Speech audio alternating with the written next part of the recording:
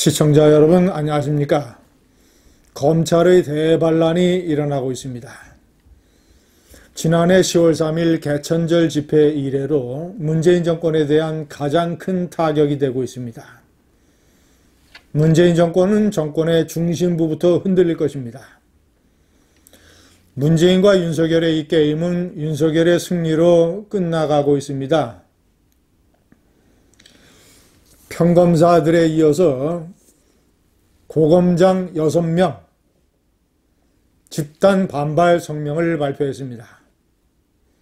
시청자 여러분, 어제는 대검의 평검사들이 성명을 발표하고 오늘은 전국 10여 곳에서 각종 지검, 지청의 평검사 회의가 열립니다.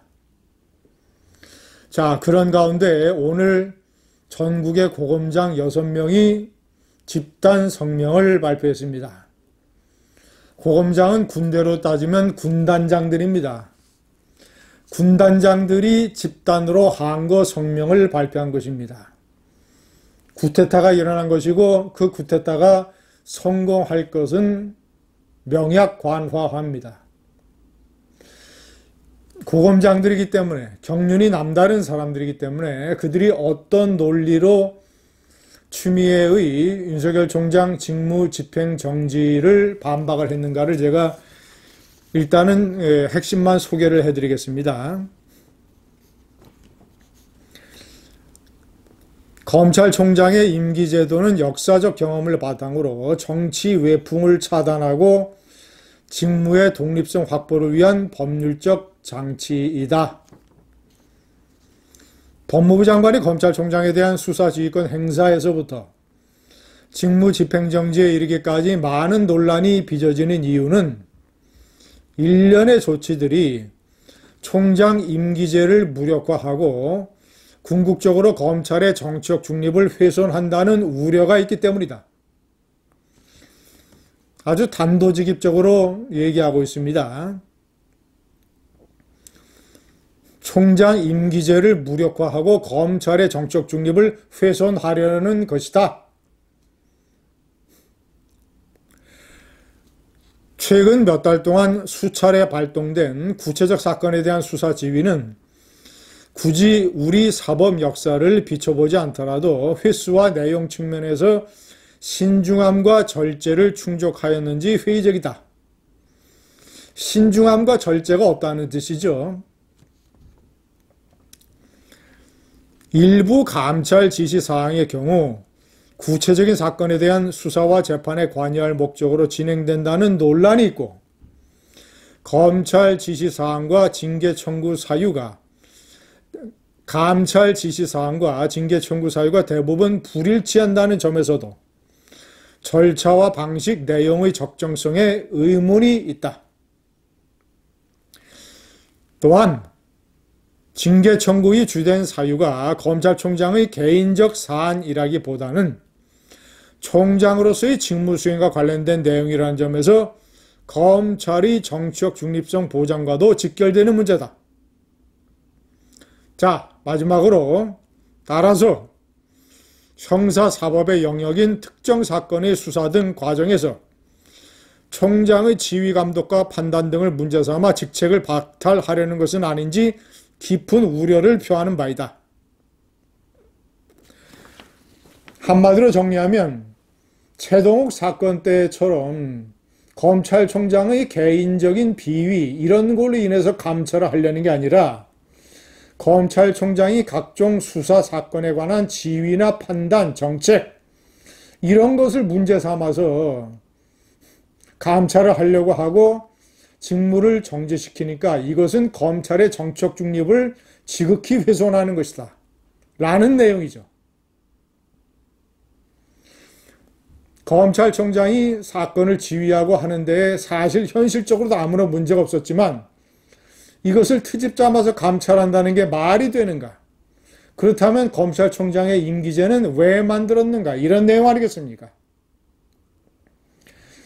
오늘 전국의 10여 곳의 평검사 회의가 열리는데 이거 최동욱 사건 이래 7년 만입니다. 당시 최동욱의 혼외 자식 문제가 불거져서 법무부 장관이 감찰을 지시하니까 최동호 검찰총장이 사표를 냈습니다. 당연한 것이죠. 그런데 당시 서울지검의 서부지청의 평검사들이 회의를 열어서 일부 언론에서 문제를 제기했고 진위가 확인되지 않은 사안에 관해서 감찰 지시를 하고 이에 따라서 최동호 검찰총장이 사의를 표명한 것은 말이 안 된다. 당시 서부지청 검사들의 논리는 매우 박약했습니다. 그 당시 여러 가지 언론의 보도에 따라서 혼의 자식이 있다는 것은 거의 사실로 드러났습니다. 그런 판에 최동희가 마치 자기가 무슨 민주투사인 코스프레를 하니까 이에 속아 넘어간 철없는 검사들이 평검사회를 열어서 그런 식의 성명을 발표했던 것입니다. 어쨌거나 그런 사태가 벌어진 7년 만에 오늘 10여 곳에서 평검사회의가 열립니다.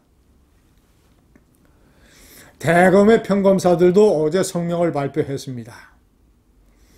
김수남 전 검찰총장도 법무부 장관의 조치가 잘못됐다라는 개인적인 의견을 밝혔습니다. 윤석열 총장은 어젯밤에 일단 직무집행정지 명령을 취소해달라는 가처분 신청을 냈습니다. 오늘 본안소송을 내게 됩니다. 그러나 고검장들이 발표한 저런 논리라든가 평검사들이 집단적으로 모여서 이 사태를 논의하는 이런 것이라든가 너무나 상식적으로 보편적으로 말이 안 되는 조치를 법무부 장관이 했기 때문에 법원이 윤석열 총장의 가처분 신청을 받아들일 가능성은 대단히 높습니다. 총장의 직무를 배제한다고 내세운 6가지 이유가 너무나 터무니없고 너무나 형편없고 너무나 단세포적이고 너무나 수준이 낮아서 법원조차 이것을 인정하기가 대단히 어려울 것입니다. 아니, 어떤 재판부가 어떤 성향을 가지고 있느냐는 검찰뿐만 아니라 피고도 당연히 저 재판부가 어떤 성향이고 어떤 경력이고 과거에 어떤 판결을 내렸는가는 피고도 당연히 정보를 수집하는 거 아닙니까? 때문에 그런 고급 정보를 잘 수집하기 한다는 비싼 고급 법무법인을 변호인으로 사는 것 아닙니까? 그런 피고 측에 맞서서 검찰 측에서 공판을 승리로 이끌어가기 위해서 재판부에 관한 일반적인 정보를 수집하는 게 도대체 뭐가 잘못됐습니까? 이따위 것을 6개의 사유 중에 하나로 들어서 검찰총장의 직무를 배제한 것, 상식이 있는 판사라면 이런 가처분 신청을 받아들일 겁니다. 고검장들 6명이 집단 성명을 낸 것은 검찰 역사상 처음입니다. 문재인 정권은 중심부부터 흔들리고 있습니다. 작년 개천절 이래 최대의 위기입니다. 그런데 놀라운 것은 이 위기를 스스로 자초했다는 것입니다. 자업자득입니다. 감사합니다.